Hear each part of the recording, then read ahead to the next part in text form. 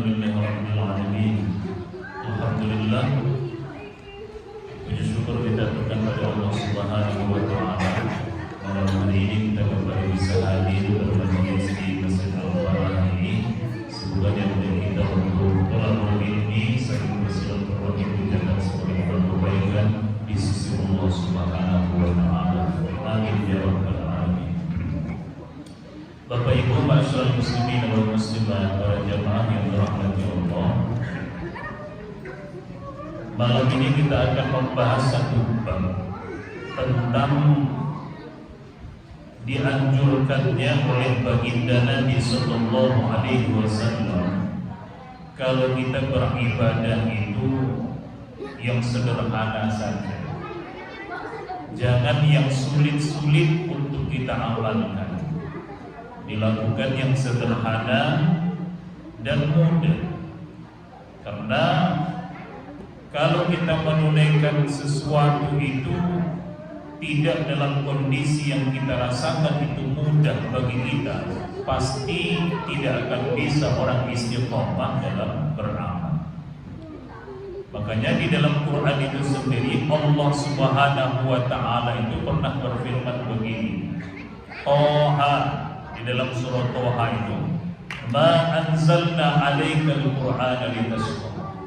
Tidaklah kami menurunkan kepadamu ya Muhammad Al-Quran itu supaya kamu itu susah. Jadi Allah sendiri itu Bapak Ibu, para jamaah sekalian, mengatakan bahwa Al-Quran itu diturunkan kepada Nabi Muhammad itu bukan untuk menjadikan Nabi itu susah. Berarti kalau tidak susah itu apa? Mudah, gampang gitu. Bahkan di ayat lain dikatakan yuridullahu bikumul yusra wa la yuridu bikumul usra. Allah itu kehendaki kemudahan bagimu dan tidak menghendaki kesulitan bagimu.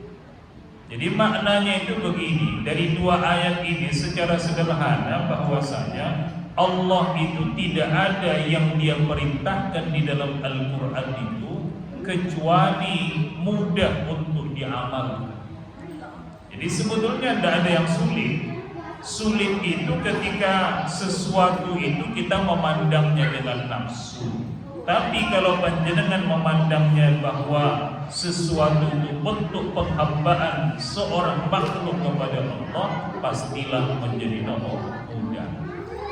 Coba deh Bapak Ibu bayangkan adik-adik sekalian, misalnya begini, kira-kira ya, apa ibadah dalam hal ibadah mawon, apa ibadah yang tidak boleh diwakilkan dan pasti wajib hukumnya? Kira-kira apa? Sing paling cerah kali panjenengan ini, ya sholat. Sholat niku wajib, tidak boleh diwakilkan. Bahkan seperti dulu pernah kita kaji, orang yang sudah meninggal dunia pun masih punya hutang sholat, dia itu tidak wajib diqadha oleh keluarganya. Meskipun ada pendapat yang mengatakan membolehkan seperti Imam As-Subki, tapi secara umum dipahami para ulama yang namanya sholat itu tidak bisa diqadha oleh keluarganya. Itu kalau sudah meninggal dunia. Nah kalau masih hidup ini tidak boleh itu digantikan. Namun dan ini kan alhamdulillah sudah selesai Piala Dunia. Juaranya sinten niku? Juaranya siapa? Spanyol. Loh niku nek jenengan bapak-bapak niki biasanya nonton Piala Dunia itu kemarin, apalagi pas waktu final niku jam 2 pagi. Itu selesainya kan sudah masuk waktu subuh. Niku nek bapak-bapak jenengan nonton bal-balan masuk subuh terus jenengan kok titip sholat subuh sama istrinya.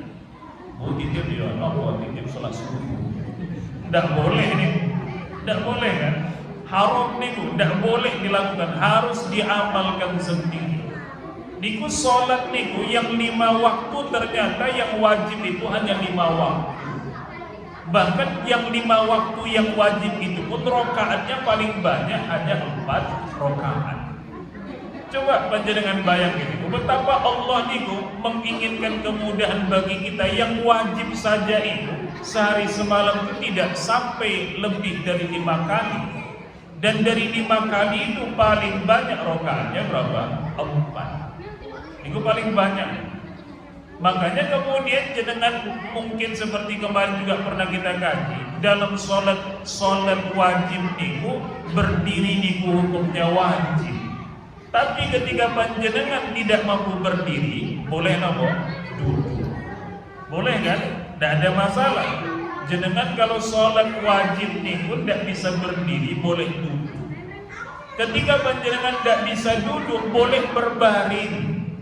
Kalau dalam mazhab Syafi'i itu berbaringnya lambung kanan dulu di bawah. Kalau tidak mampu lambung kanan di bawah, baru kepalanya di timur, selonjor jenengan ke arah barat sana, ke arah kiblat sana. Niku jenengan kalau sholat dalam posisi berbaring niku batal dikasih supaya kepala lebih tinggi sedikit, diangkat tangan, Allahu Akbar. Sah niku sholat panjenengan. Loh kalau tangannya udah tidak bisa diangkat, lihat matanya masih bisa bergerak.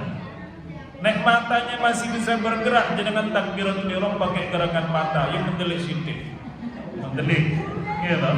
Nek ketika sujud itu jangan merem.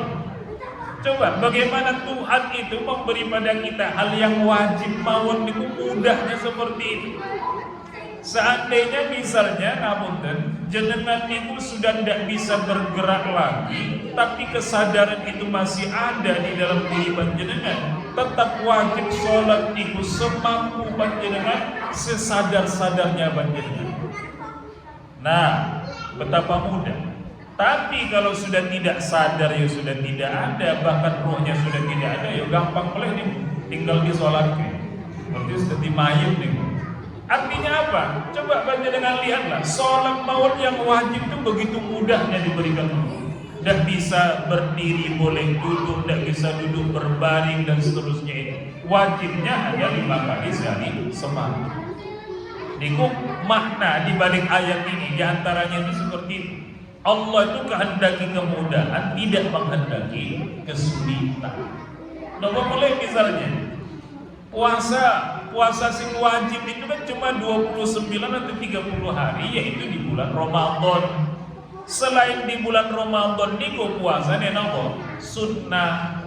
Kecuali panjenengan qadha misalnya.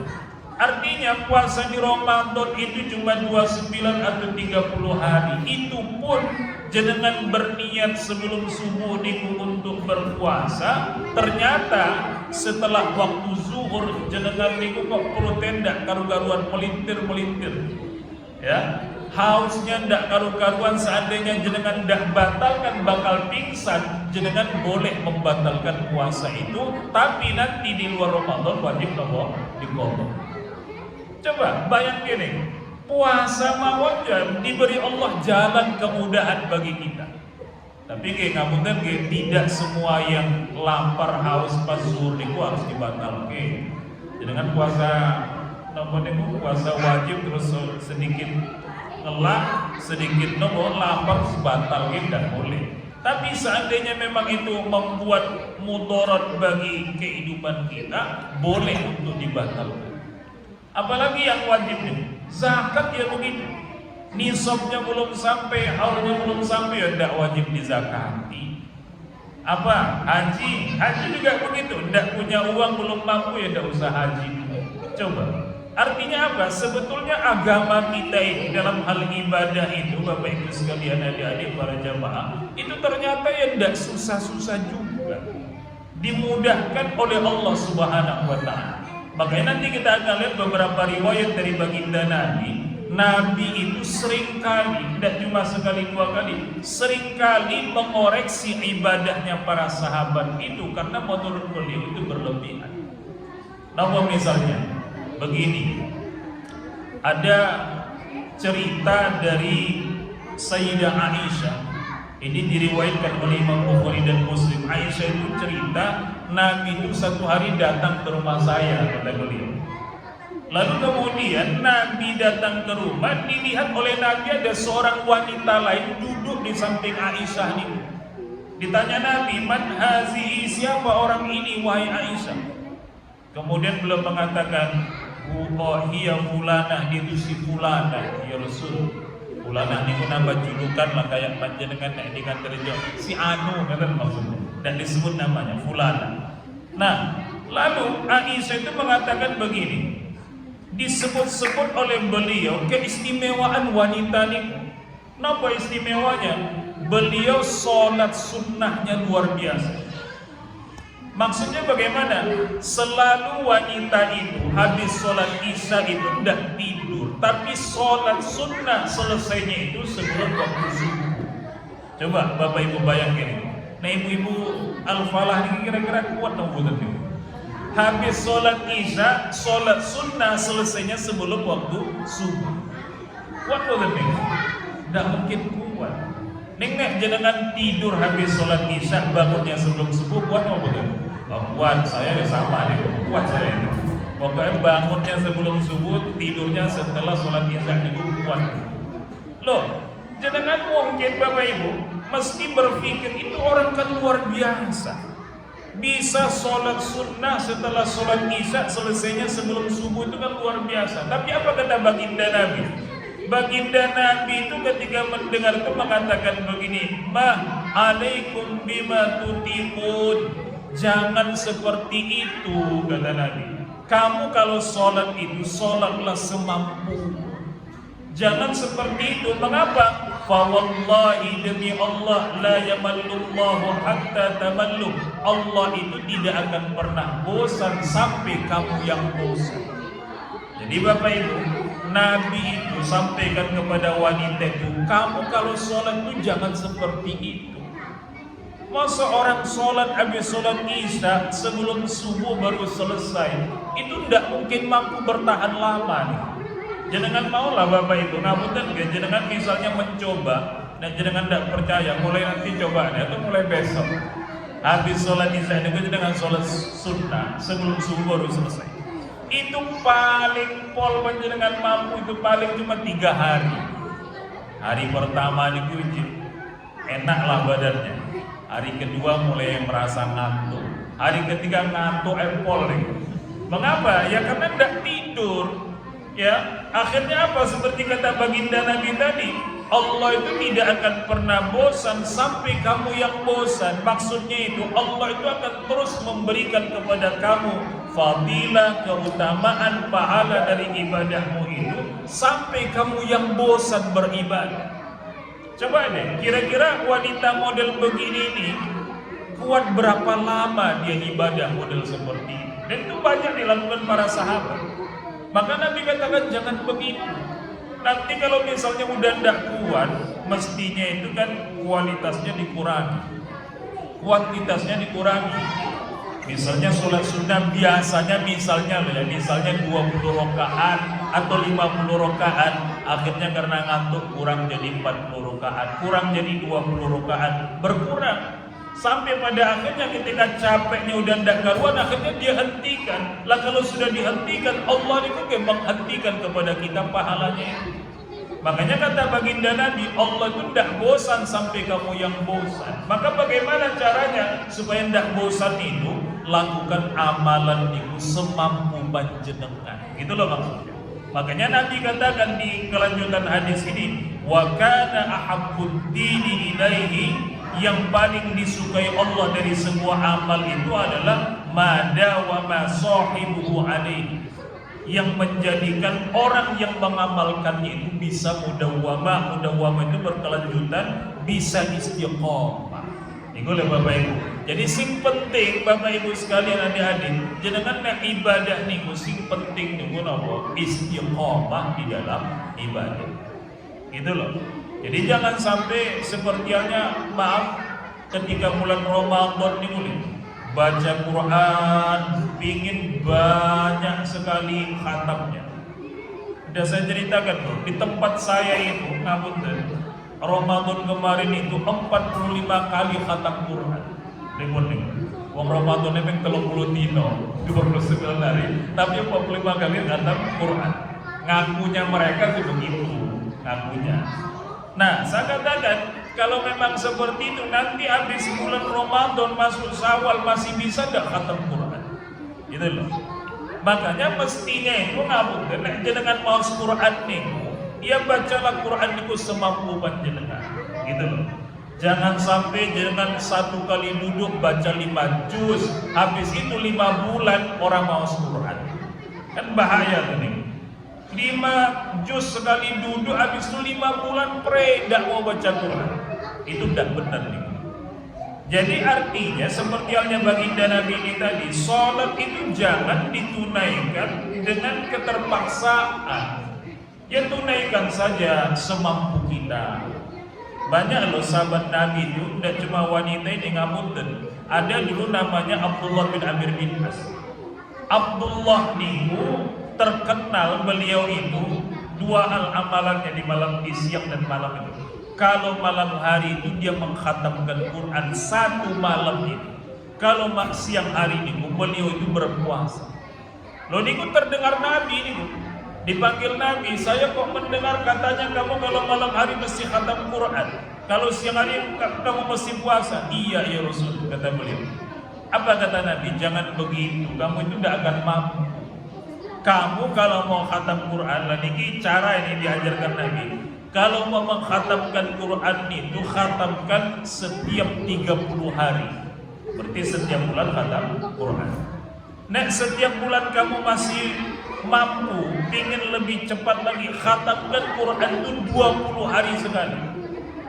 Kalau masih mampu lagi, khatamkan Quran itu 10 hari sekali. Kalau masih mampu lagi, khatamkan Quran itu 7 hari sekali. Jangan lebih daripada itu, kata Nabi kepada Abdullah bin Amir bin As. Jadi coba, khatam Quran itu seperti itu. Tidak bisa 30 hari, 20. Kalau misalnya masih mampu 20, kalau masih mampu lagi 10, kalau masih mampu lagi 7 hari. Kamu dan Bapak Ibu khatam Quran, pinter Bapak Ibu. Berapa hari sekali kira-kira? Tidak tahu ya. Mungkin 6 bulan mungkin. 6 bulan boboan kan.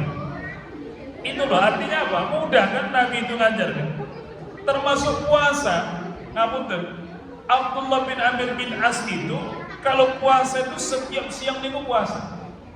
Kata Nabi tidak begitu. Kamu kalau puasa itu pilih yang mudah. Bagaimana? Puasa 3 hari dalam 1 bulan. Kalau kamu puasa 3 hari dalam 1 bulan, itu kamu seperti orang puasa selama 1 tahun. Karena 1 harinya itu kan dihitung 10 pahalanya, fadilahnya. Jadi kalau setiap bulan panjenengan Bapak Ibu puasa 3 hari minimal, itu 3 hari itu setara dengan panjenengan puasa 1 bulan. Lah kalau setiap bulan jenengan puasa 3 hari, sama maknanya jenengan puasa setahun. Apa kata Abdullah bin Amir bin As itu? Saya masih mampu ya Rasul. Kalau kamu masih mampu, kata Nabi, kamu puasanya itu sehari puasa, 2 hari berbuka. Jadi hari Senin misalnya puasa, Rabu, Kamis pray, Kamis puasa, Jumat, Sabtu libur, hari Minggu puasa, Senin, Selasa libur. Modelnya begitu. Apa kata dia lagi? Saya masih mampu ya Rasul. Kalau begitu kata Nabi, kamu puasa seperti Nabi Daud, sehari puasa, sehari tidak, sehari puasa, sehari tidak. Itu tidak jangan ada lagi lebih daripada itu, karena puasa terbaik itu puasa ala Nabi Daud alaihissalam. Jadi Bapak Ibu, itu ibadah-ibadah gambarannya betapa baginda Nabi itu berikan pada kita cara supaya jangan sampai ibadah itu Allah memberatkan kepada kita. Nah, itu yang pertama. Kemudian yang kedua, ada riwayat begini. Ada 3 orang sahabat Nabi datang kepada istri-istrinya Nabi.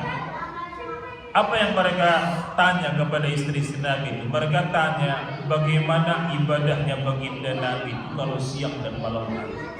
Nah, sampaikan begini kata mereka. Apa yang mereka kesankan ketika mengatakan itu? Ternyata mereka mengesankan bahwasanya ibadah mereka itu jauh lebih sedikit dibandingkan Nabi. Wong Nabi itu sudah dijamin masuk surga, gitu.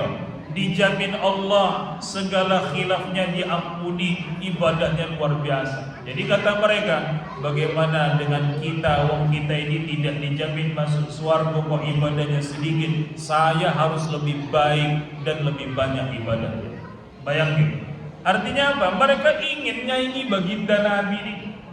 Apa kata yang satu? Yang satu mengatakan begini. Dia katakan, ama ana fa usalli al-laila abada. Saya setiap malam akan sholat malam. Sholat malamnya kayak tadi itu wanita itu, mulai isya sampai sebelum subuh baru selesai.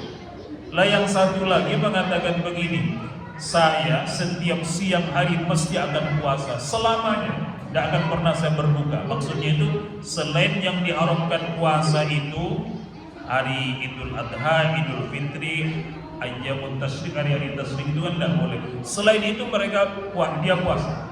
Lah isi kerodoknya itu yang satu lagi ini. Yang satu ini mengatakan bahwasanya wa ana a'tazilun nisa, saya itu akan menjauhi kaum wanita. Saya tidak akan pernah nikah dengan wanita. Loh, beribun deh ibu-ibu. Tidak mau nikah itu karena prasangka dia kaum wanita itu bisa menghalangi orang untuk dekat dengan Allah Subhanahu wa Ta'ala. Coba, nek bapak-bapak pribun, wanita ini menghalangi kepada Allah.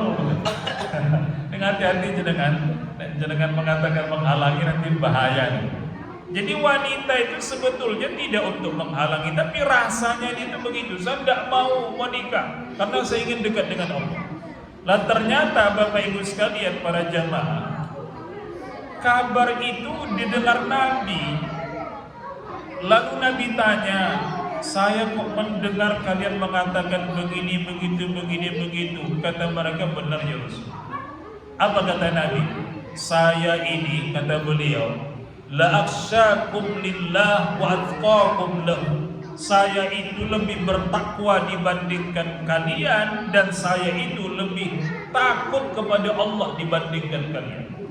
Coba, niku Nabi loh, ngapunten Bapak Ibu, jenengan jangan mengatakan begitu pada tonggo nih. Jangan bilang saja lebih takwa loh daripada kamu, tidak boleh nih. Tapi Nabi kan namanya apa? Nabi. Beliau mengatakan begitu. Lalu beliau katakan gini, saya lebih takwa daripada kalian, lebih takut pada Allah daripada kalian. Tapi saya itu malam ya sholat malam, tapi juga tidur. Siang hari itu saya puasa, tapi juga ada kalanya saya berbuka.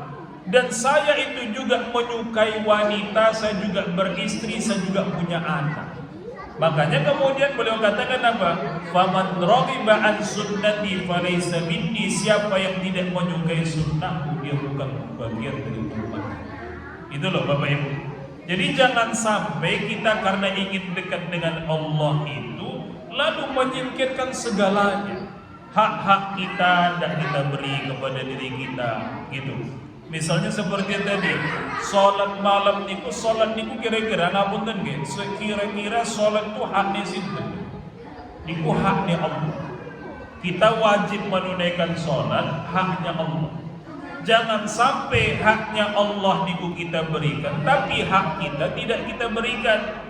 Misalnya seperti sholat malam tadi, kalau ada orang sholat habis isya kok sebelum subuh baru selesai, kapan dia tidurnya?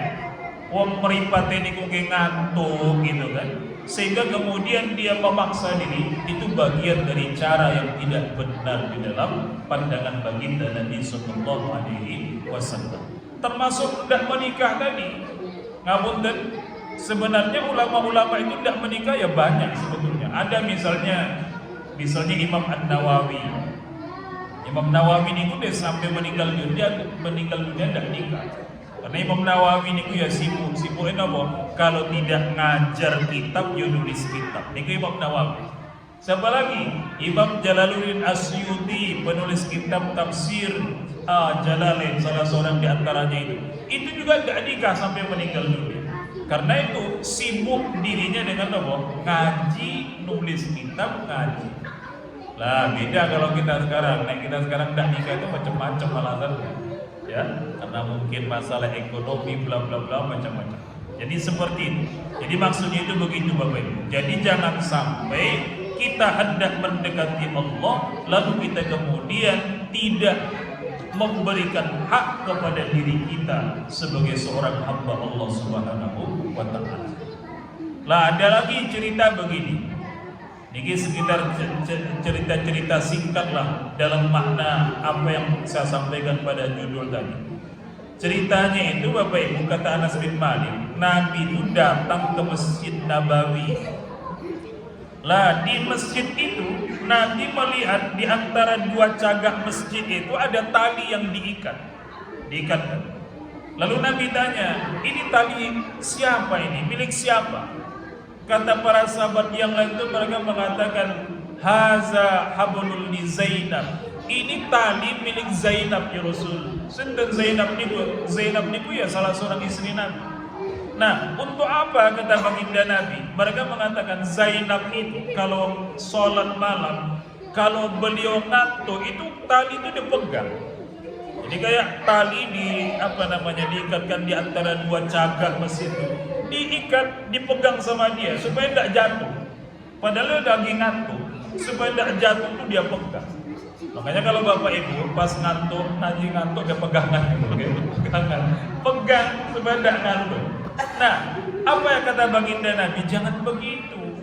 Kata Nabi, kalau salah seorang hendak sholat itu dia mengantuk, ia tidur dulu. Makanya kan kemarin pernah kita bahas dalam mazhab Syafi'i itu, kalau ada orang hendak sholat tapi kemudian dia mengantuk, maka disunnahkan untuk tidur terlebih dahulu. Ya karena orang kalau ngantuk itu bisa jadi ucapannya ngelantur, tidak sesuai dengan yang dia harapkan, efeknya juga menjadi berbeda. Itu loh Bapak Ibu sekalian. Sehingga baginda Nabi itu dia di situ mengatakan begitu. Iza na'asa ahadukum wa huwa yusalli falyarqud. Kalau ada yang mengantuk di antara kalian sementara dia hendak sholat, hendaklah dia terlebih dahulu tidur. Makanya ngamun termasuk sholat di awal waktu niku.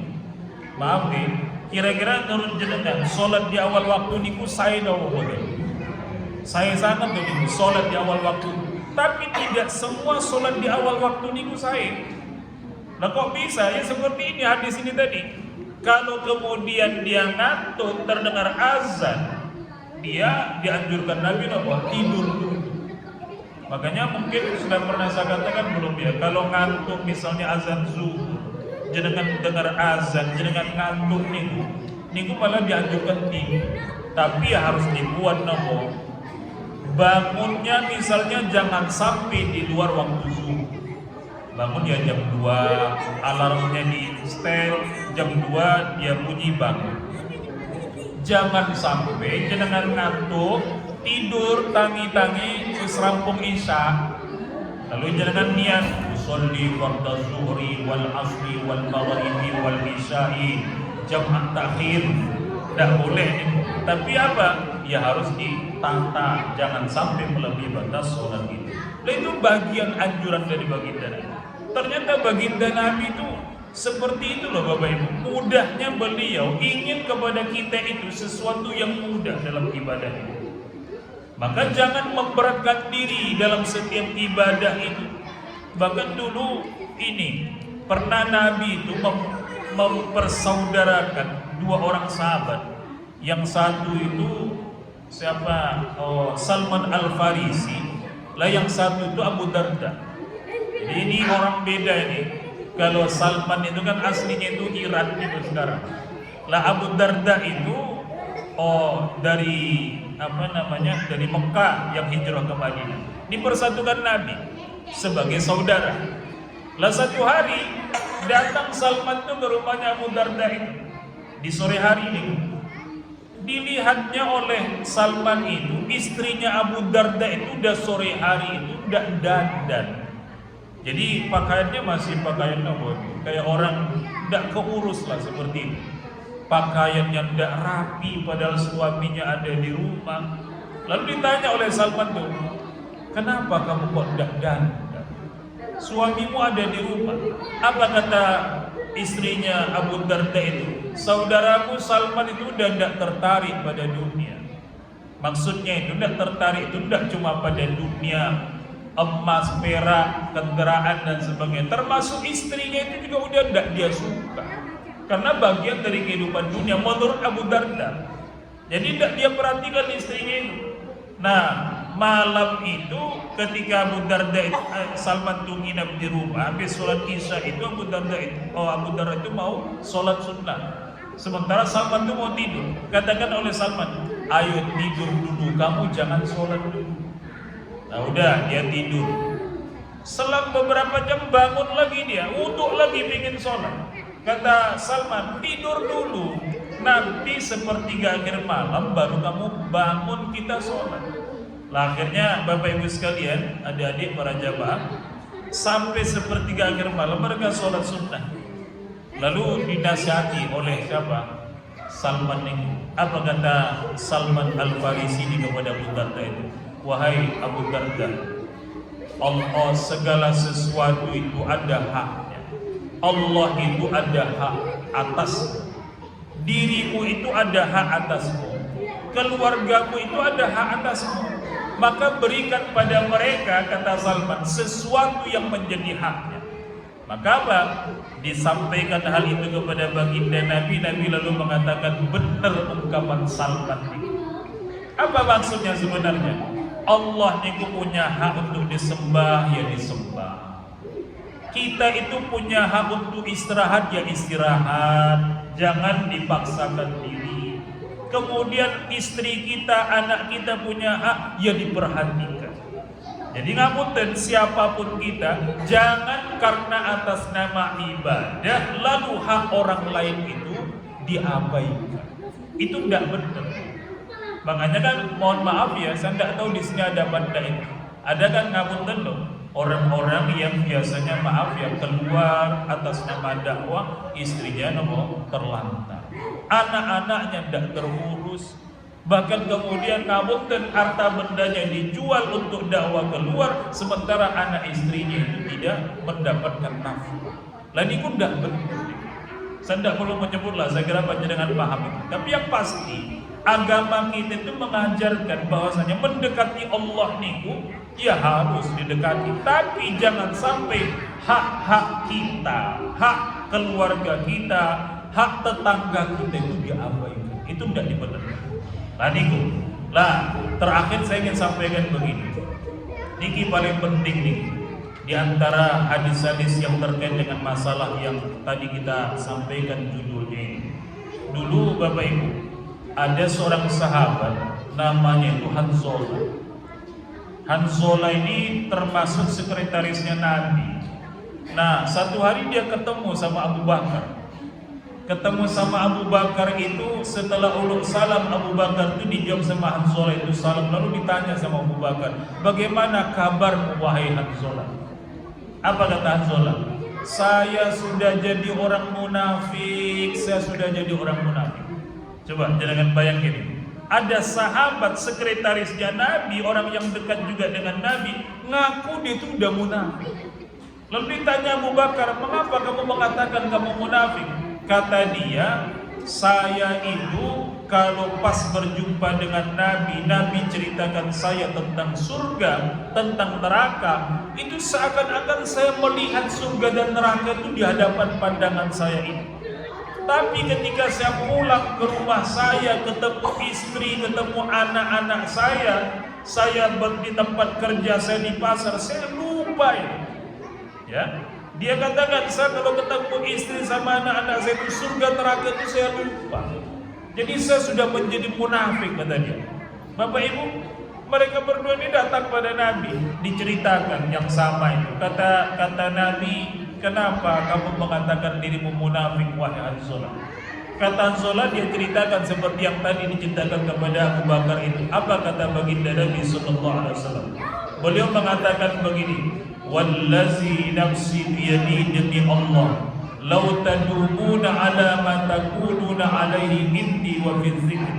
Seandainya, kata Nabi, keadaanmu yang mengingat surga dan neraka itu tetap seperti halnya ketika kamu berhadapan dengan, maka dikatakan Nabi, la safahatkumul malaika, malaikat akan datang menyalami kamu, menyalami salaman itu loh maksudnya. Musafaha, salaman akan dipeluk kamu oleh malaikat itu, disalami oleh malaikat itu, meskipun kamu itu sedang berada di atas tempat tidurmu ataupun kamu sedang berada di tempat kerja kamu, dia akan datang memelukmu.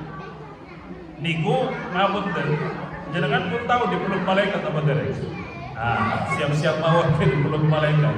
Maksudnya itu gini, nek jenengan mampu Bapak Ibu, ingat terus surga neraka niku, ingat terus Allah Subhanahu wa taala niku, malaikat niku akan datang nyalami panjenengan. Tapi kan kita tidak mampu, maka baginda Nabi itu katakan apa? Walakin hadzola tapi wahai hadzola sa'atan wa sa'atan. Sesaat itu apa maknanya? Sesaat kamu lupa itu tidak apa-apa.